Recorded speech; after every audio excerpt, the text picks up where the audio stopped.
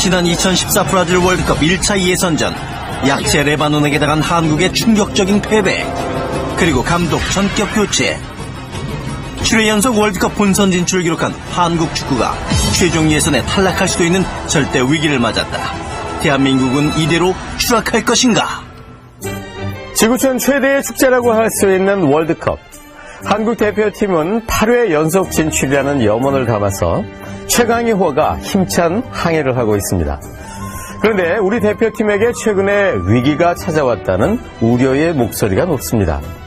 하지만 돌이켜보면 우리 월드컵 도전사는 언제나 위기와 험난한 여정의 연속이었습니다. 30년 전 온 국민의 주목을 받았던 한 경기가 있었다. 바로 82년 월드컵 예선전, 한국이 말레이시아, 태국을 연이어 꺾고 만난 상대는 중동의 푸른 사자 쿠웨이트였다. 한국이 한 점 차로 뒤지던 그때 스트라이커 이태엽이 찬스를 잡았다. 후반 29분에 터진 동점골. 저는 옆에서 봤으니까 생각이 나는 거고, 뭐 누가 봐도 명백한 득점인데, 누가 봐도 명백한 골이었다. 그런데 심판의 노골 선언. 이해할 수 없는 판정에 한국은 강하게 항의를 했고 결국 한 선수가 퇴장까지 당한다. 골을 파울로 인정한 심판. 이날 심판은 석연치 않은 판정은 계속됐다. 여러 가지 상황들이 다 경기를 정말 선수들이 최선을 다해서 집중하지 못할 정도로 판정이 일어났으니까 1달러, 5달러 얘기하잖아. 그래서 완전히 뭐 그런 돈으로 뭐 심판을 매수한다 뭐 이런 얘기도 사실은 많이 하고 그랬어요. 그 이제 협회 회장도 아시아 연맹 회장도 중동, 심판도 위원장도 중동. 당시 쿠웨이트는 막대한 5.1달러를 가진 경제 대국이었다. 82년 월드컵은 쿠웨이트가 지금까지 본선에 진출한 유일한 월드컵이었고 한국에겐 28년간의 꿈이 좌절된 울분의 월드컵이 됐다. 항상 고비마다 우리가 좀 자질의 쓴맛을 봐왔었죠. 그다음에 그걸 한 20년 만에, 30년 만에 나갈 수 있는 기회, 30년 만에 나갈 수 있는 기회를 놓쳐가지고, 그때부터 더 이제 월드컵 이제 본선이 그리워졌던 때죠, 이제. 아시아 최초로 7회 연속 본선 무대에 오른 대한민국. 지금은 월드컵 본선 진출쯤이야 당연시 여겨지고 있지만, 알고 보면 한국의 월드컵 도전사는 32년이라는 길고도 험난한 여정이었다. 한국이 월드컵에 첫 발을 내디딘 것은 1954년 스위스 월드컵이었다. 그때는 군대팀에서 자기 생활을 지내기 위해서 군에 다 있었죠. 담은 얼마라도 밥 먹여주고 월급을 주니까. 뭐 전쟁하다 죽은 사람도 많다고 그래요. 전쟁 직후 먹고 살기 힘들던 그 시절, 축구는 밥벌이 수단이었다. 당시 한국 대표팀은 평균 연령 30을 훌쩍 넘긴 아마추어 선수들로 구성됐다. 그때 당시에 일본하고 한국하고 이제 최종 예선전을 치렀는데 홈앤드웨이로 경기를 하게 했는데 이승만 대통령이 한국에서 경기를 일본하고 경기를 못한다는 거예요. 왜 경기를 못하는가 하면 우리 한국 땅에 일장기를 갈 수가 없다. 그 시절 한국에게 일본은 단순한 라이벌이 아닌 반드시 이겨야 할 적수였다. 대통령께서 말씀드린 거니, 아니, 딱 이긴다고 내가 어디 장담할 수 없지 않냐. 그건 옳습니다. 최선을 다해가지고 꼭 이기려고 하고 있습니다. 만약 질 때는 어떻게 하겠냐. 그러면서 이제 말씀은 그 말씀이에요. 만약 지는 날에는 너희들이 현탄에 있으면 못 돌아온단 말이야. 그런 각오 있으면 가거라 말이야. 한국 대표팀에게 첫 월드컵은 목숨을 건 도전이었다. 주어진 티켓은 단 한 장. 일본을 상대로 벌인 경기는 그야말로 전쟁터였다. 한국은 한 점을 먼저 내줬지만 이내 역전시켰고 여세를 이어 일본을 몰아붙였다. 일본인들은 지지 마라 하는 그것은 한국 팬들이 소원이었으니까요. 그래서 일본만 붙었다면 정신력으로서 앞설 수 있었습니다. 일본을 상대로 1승 1무를 거둔 한국은 사상 첫 월드컵 본선 티켓을 따냈다. 그렇게 일본을 꺾은 한국 대표팀은 국민들의 영웅이었다. 본선 진출의 기쁨으로 한바탕 축제가 벌어진 대한민국. 그러나 기쁨도 잠시, 고된 여정이 그들을 기다리고 있었다. 비행 시간만 장장 48시간. 또 미군 전용기다 보니까 이 의자가 높다 보니까 선수들이 이제 그 발을 그 대롱대롱 이제 매달고 간 거예요, 이제. 그러다 보니까 근육에 근육이 뭉치고 17일 날 3시에 경기를 했는데 17일 날 새벽 1시인가 2시인가 도착했으니까 11시간 남겨놓고 도착을 했는데 선수들이 뛸 수가 없죠. 더구나 상대는 당시 강력한 우승 후보였던 헝가리였다. 몸도 제대로 풀지 못한 채 경기를 뛴 선수들은 연이은 참패로 다음해 월드컵을 기약해야만 했다. 그러나 이듬해 월드컵엔 예선전조차 나갈 수 없었다. 참가 확인서를 보내줘야 되는데 깜빡하고 그 기간을 이제 지나고 나서 그걸 확인을 한 거예요. 어떻게 보면 이제 그 당시에 그 축구협회 직원이 하여간 3명밖에 없었다 그러니까요. 우리가 월드컵을 허망하게 날려버렸던 그때 북한은 66년 월드컵에서 8강에 진출하는 대이변을 낳았다. 냉전 상태에 있던 남한은 지켜보고만 있을 수 없었다. 북한 대표팀이 8강에 도달하면서 우리나라에서도 그 충격은 굉장히 컸습니다. 앞으로 또 아시아 지역에서 예선전 때 북한하고 이제 격돌할 텐데 또 지면은 국민적으로 사기가 저하되니까 최강의 축구팀을 이제 만들으라는 그러한 이제 명령을 내리죠. 대통령의 지시로 탄생한 축구 특공대 양지팀. 이들은 100일간의 해외 원정 등 국가의 전폭적 지원을 받았다. 북한을 넘어 아시아 최강을 노리는 그들은 축구판 실미도 부대였다. 축구 특공대의 기대를 걸고 맞이한 1970년 월드컵. 상대는 오세아니아의 강호 호주였다. 우리가 다리가 짧고 거긴 다리가 길지 않아요. 그러니까 그 순발력을 이용한 그 돌파법이 나와야 되는데 그 선수들은 일단 한번 돌파해 나가면은 그 긴 다리 가지고 슬라이딩 태클이 좋았어요. 체격적으로나 기술적으로나 차이를 보였던 호주에게 한국은 역부족이었다.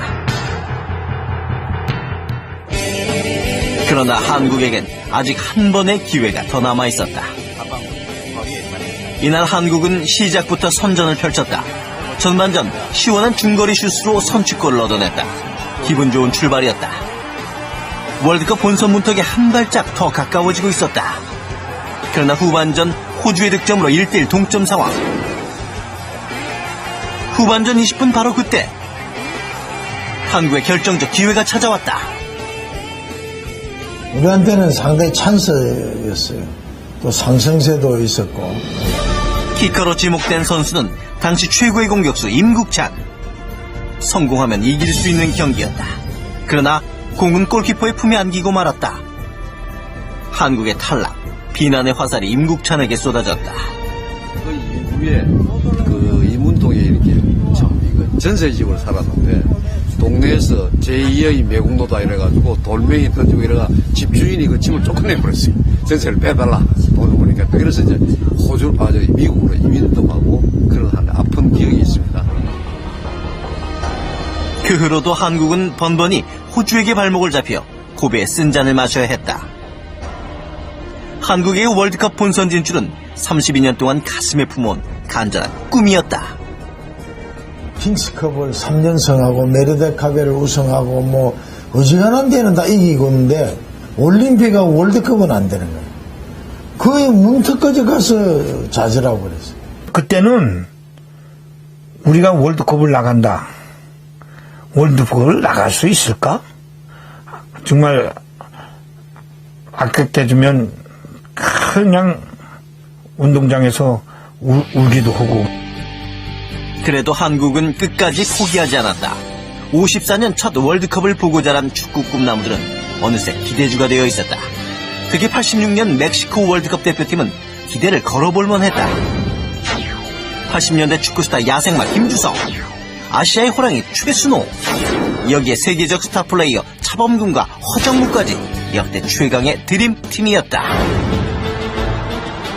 그런데 최강 전력을 자부하던 한국 대표팀은 예선 첫 경기부터 힘겨운 경기를 펼쳤다.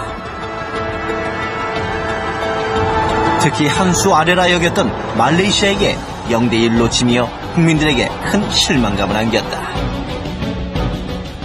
이제 그 당시에는 전부 다 힘들다 그랬어. 월드컵 86년대도 힘들다. 그런 얘기를 할 때니까. 완전히 다 포기하는 상태까지도 가고 그랬어. 최종 예선 진출조차 불투명한 최악의 상황. 한국은 감독 교체란 과감한 결단을 내린다. 감독 교체 후 한국 대표팀이 되살아나기 시작했다. 신인 감독 김정남이 띄운 승부수 때문이었다. 그 당시에 이제 노장 선수들이 몇 사람이 들어가고 선수가 아마 몇 명이 바뀌어서 들어갔어요. 그래서 정립이 이제 다시 시작이 된 거죠. 그런 구성이 잘 되게 변화를 준 게 좋은 선택을 한 거지. 노장구와 신예들의 조화 속에 펼쳐진 환상의 플레이. 월드컵으로 가는 길이 벼랑 끝에서 다시 열렸다. 드디어 본선 진출의 마지막 관문에 도착했다. 숙명의 라이벌 일본과 본선행을 결정짓는 운명의 승부였다. 그리고 현역 시절 라이벌이던 두 감독의 자존심을 건 대결이기도 했다. 일본하고 경기를 앞두고 다른 때보다도 이제 김정남 감독님이 이렇게 얘기하는 시간을 많이 가졌어요. 이 나머지 이제 일본하고 두 경기가 우리나라 축구에 중요한 그 사활이 걸려 있다. 운명을 결정짓는 그날, 응원의 열기는 그 어느 때보다 뜨거웠다. 도쿄에서 펼쳐진 1차 최종 예선. 전반 25분 일본 수비수가 걷어낸 볼이 정용환의 오른발에 걸렸다. 한국은 선취골로 일본을 기선제압했다. 일본 관중은 그냥 뭐 아주 그냥 지죽은 듯이 조용히 했었고, 그 일본은 그 당시에 자기네들이 충분히 이길 수 있다는 그런 어떤 마음이었다고 하더라고요. 자신만만한 일본에게 한국은 보란듯이 두 번째 골까지 성공시켰다. 점수는 1위. 첫 번째 승리는 한국의 차지였다. 그리고 한국에서 열린 2차 최종 예선. 마지막 승부인 만큼 좀처럼 골문이 열리지 않았다. 그때 아시아의 호랑이 최순호의 슛! 그런데 등을 때리는데 마침 그게 포스트 맞고 나오는 걸 아쉽다고 생각하는 순간에 튕겨나온 골을 받아찬 허정무의 쐐기골. 정말 가슴이 시원했죠. 예. 보면서 답답한 마음이 확 들어치는 그런 온 국민의 것들은 아마 그런 가슴 후련한 그런 뭐를 느꼈었을 겁니다. 선배들이 못했던 걸 좀 후배들이 했던 거죠. 예. 1대0 한국의 승리. 32년 동안 그토록 기다렸던 본선 진출의 꿈이 이루어진 순간이었다. 진짜 복받쳐오는 뜨거운 그 어떤 기쁨을 느끼는 순간이었고, 월드컵 그 시합에 나갈 수 있고 거기에 같이 뛸 수 있다는 그 자체만 하나로서도 평생 꿈을 이루었다고 볼 수가 있는 거 아니에요. 아시아 최초 월드컵 7회 연속 진출기로 그 영광의 순간 속에도 우리는 매번 그랬다. 지금이 위기라고. 대표 선수를 했던 분들이 겪어온 게 위기의 순간이었었고 순간순간이 역경이었기 때문에 이 선거에 세계 사는 사람들은 그 순간순간 매 경기가 위기라고 생각하고 그렇게 넘어가야 됩니다. 그리고 또 이겨나가야 되는 거고. 월드컵 본선 진출을 위해 32년이란 긴 터널을 지날 때도 있어. 한국 축구에게 위기란 빛을 발할 수 있는 기회였다. 그 기회는 바로 지금이다.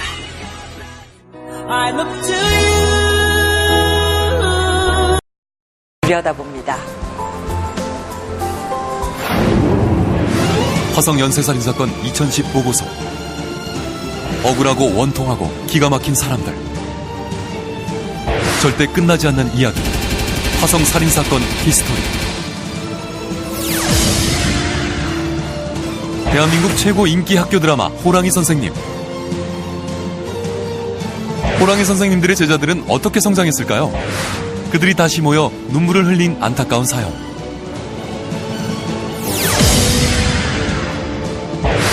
(6.25) 전쟁 그 후 60년 학도병들의 전후 찾기. 오늘의 이야기는 20여 년 전 전국을 충격에 빠지게 했던 화성 연쇄 살인 사건의 안타까운 사연입니다. 당시 용의자로 몰려 죽음을 맞고도 여전히 그 억울함을 풀지 못한 사람이 있습니다. 2010년 그 가족들이 법정 싸움까지 하면서 억울함을 호소하는 이유는 뭘까요?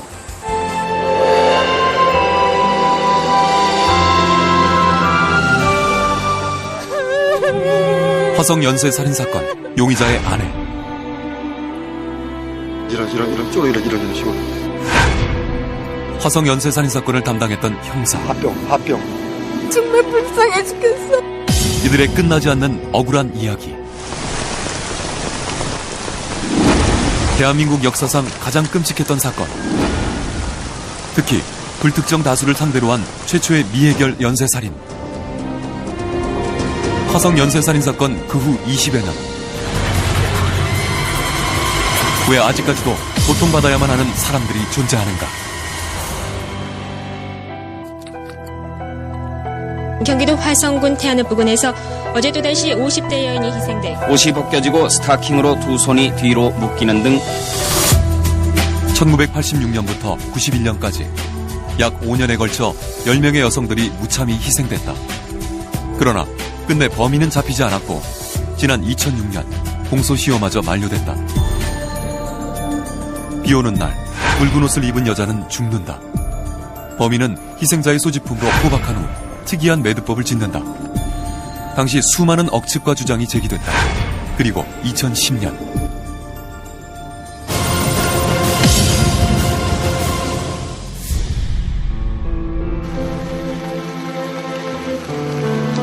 여전히 그 올가미에서 벗어나지 못한 사람들, 아직도 고통받고 있다는 사람들, 그들을 수소문에 만나봤다.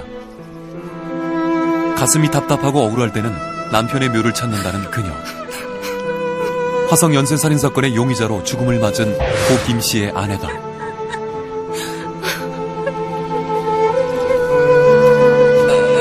나까지한테 이렇게 억울하게 그놈이. 그녀의 억울한 사연은 무엇일까? 화성 부녀자 연쇄 살인 사건의 용의자로 지목되고 있는 김 모 씨가 경찰의 강압에 못 이겨서 자술서를 썼다고 밝혔습니다. 꿈에서 계시를 받았다는 한 재미교포의 증언으로 용의자로 지목된 고 김씨. 남편이 이제 퇴근하고 왔는데 경찰이 막 갑자기 서울 서대문 경찰서에서 한 5명 정도 와가지고 남편을 그냥 데리고 갔어요. 이 가축을 이렇게 다루는 사람이고 그래서 사람 죽이는 것도 그런 식으로 했을 것이다. 살인범을 잡기 위한 사상 최대의 수사 기록은 예기치 못한 또 다른 피해자를 남겼다. 당시 수사 대상자만 약 20만 명, 용의자는 무려 3천여 명에 이르렀다. 이들 중 3명의 용의자는 자살이라는 극단적인 선택을 했다. 경찰에서 가혹행위를 받은 적은 있습니까? 가혹행위 받았죠. 고 김씨 역시 무혐의로 풀려난 이후 몇 번의 자살 시도 끝에 결국 지병으로 세상을 떠났다. 그의 아내는 그것이 끝이 아니라고 한다. 이건 완전히 살인자보다 더 무서운 사람이에요. 가족인 제가 막 독살을 했다고 그런 식으로 책 내용이 그런 거 보니까 너무너무 억울해가지고 견딜 수가 없어요, 지금. 그녀를 억울하게 만든 것은 바로 한 권의 책이다. 내용인즉 그녀가 사실을 숨기기 위해 남편을 살해했다는 것. 이 책은 현재까지 시중에 판매되고 있다. 그 화성살인 사건을 들먹이면서 그 가족이라고 막 이렇게 하니까는 도저히 제가 어떻게 저도 막 이거 정신이 정말 없어요. 머리가 막 띵하고 완전히 그 생각만 하면은 참을 수가 없고 이 사람을 용서할 수가 없고. 화성 연쇄살인 사건 용의자로 생을 마감한 남편. 그리고 그 억울함이 씻기기도 전에 또 다른 살인범으로 세상의 이목을 받고 있는 그의 나중에 아내. 사람들이 책 보고 나까지한테 이렇게 억울하게 그놈이 독살놈이라고 하고. 누가 왜 그녀를 고통스럽게 만드는가? 정신 나간 놈이 산에까지 쫓아왔을 때 원수가 산에를 자기 무덤까지 쫓아왔으니 죽은 고인이라도 얼마나 억울했겠습니까? 정말 참을 수가 없어요, 그 지옥감을. 남편을 용의자로 몰고 자신을 살인자로 책에 저술한 저자가 아직도 가족을 추적하고 있다고 했다. 2010년 8월 그녀는 해당 책에 관한 출판 정지 소송을 결심했다. 이 책 내용을 보니까 완전히 다 거짓말이에요. 진짜 하나도 뭐 진짜 잡담 패설해 완전히. 바로 문제의 인물입니다. 뿐만 아니라 관련 인터넷 사이트의 허위사실 삭제 요청을 변호사에게 의뢰. 지난 20여 년 동안 그녀를 올감했던 화성 연쇄살인 사건의 사슬에서 벗어나기 위해 노력하고 있다. 과연 그녀의 바람은 이루어질 수 있을까? 아무런 근거가 없이 그 정반대된 사실을 그것도 인터넷이라는 공간에서 공공연하게 그렇게 게시를 하고 책으로까지 출판하기 때문에 이 사건을 맡고 있는 변호사로서는 달리 이론의 여지가 없어 보입니다. 제작진은 책의 저자이자 인터넷 사이트 운영자인 K씨를 찾고 싶었으나 그는 현재 미국에 거주하고 있었다.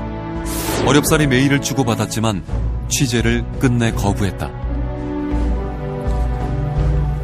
화성 연쇄살인 사건의 또 다른 피해자로 남겨진 그녀는 지금도 끝나지 않는 전쟁을 치르고 있다.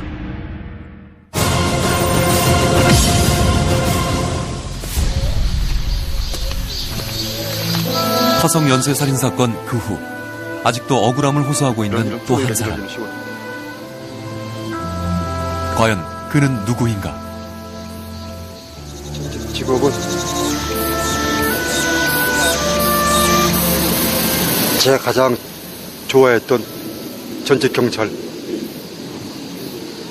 강력계 형사. 수원경찰서 강력반 형사였던 조광식 씨. 그러나 1987년 12월에 발생한 수원 여고생 피살 사건은 그의 인생을 바꿔놨다. 화성 연쇄살인 사건과 동일 수법으로 살해된 또 하나의 살인 사건. 조광식 씨는 당시 이 사건을 맡게 된다. 그는 수사 3일 만에 유력한 용의자 2명을 검거하고 신문에 들어갔는데 그러나 취조 과정에서 뜻밖의 용의자 중 한 명인 명군이 사망. 수원시 화서동 여고생인 김모양 피살 사건 용의자로 조사를 받는 과정에서 끝내 사망했습니다. 한순간에 그냥 범죄자가 되니까 쫓다가 제가 쫓기는 시대가 됐어요. 그래가지고 강력계 형사를 천직으로 알았던 그. 그러나 이 사건으로 파직과 함께 2년 6개월의 실형을 살았다. 주변 사람들이 다 알아요. 경찰의 뭐를 경찰, 형사, 고문경찰 조금 좀 붙어가지고 그게 아닌데 이래가지고 좀 애 좀 먹었죠. 20년 후 조광식 씨는 당시의 사건에 여전히 억울함을 호소하고 있다. 저건 명군하고는 사망 관계가 없고 또 도주하다가 넘어서 다친 것이고 또 그때 목격자가 또 있었고. 당시 조광식 전 형사의 상사였던 화성 연쇄살인 사건 담당 하승균 형사. 당시 사회 환경이나 그 수사 환경으로 비춰볼 때 강압 수사가 없었다고 볼 수는 없습니다. 당시에 치열했던 수사 환경. 조광식 전 형사는 지금도 당시의 용의자들이 운둔했던 현장을 찾는다. 타원형식으로 해가지고 둥그렇게 무엇이 그에게 이토록 사건의 미련을 떨치지 못하게 하는 것일까? 또 명군이 또 사망하는 바람에 한 명은 풀어주고 우린 또 우리 담당 형사들은 그 당시 또 구속되고. 당시 만 16세였던 한 소년을 죽음으로 몰아넣었던 안타까운 사건. 이는 화성 연쇄살인 사건 범인 검거에 총력을 기울였던 경찰에게 피할 수 없었던 비극이기도 했다. 그리고 이 뜻밖의 사건은 당시 담당 형사 조광식 씨에게 큰 시련을 안겨줬다. 이런 식으로 사건 당시 이제 그 충격 일어나가지고 몸이 좀 좋지 않아가지고 보니까 딴 데 이상 없는데 이 소병 걸려가지고 지금까지도 벗어나지 못한 고통의 시간. 속이 아파가지고. 조광식 씨는 오늘도 화성 연쇄살인 사건의 범인을 쫓는다. 당시 명군과 함께 용의선상에 올랐던 또 한 명의 용의자.